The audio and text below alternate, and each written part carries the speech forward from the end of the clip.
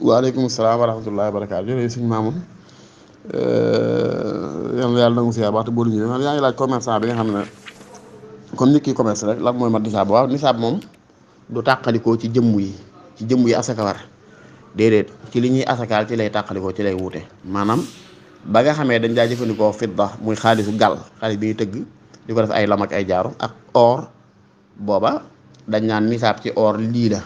boobaa nag ku yor or lu mat lool rek am nga nisaab moo xam ngay commerce wala doo commerce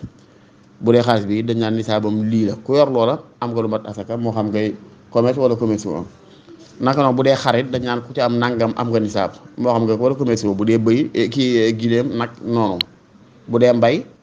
ku bay sàngam lu mat sàngam am nga nisaab moo xam nga cay commerce wala nga koy dunde wala lu mën a xew noonu lay demee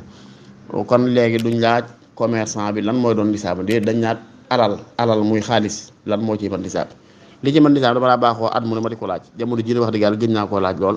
waaye nag bërki dé bu dee dégg naa ci benn audio ci mbokk moo mën a gëm ay waxam man ci sukkandiku mu wax ne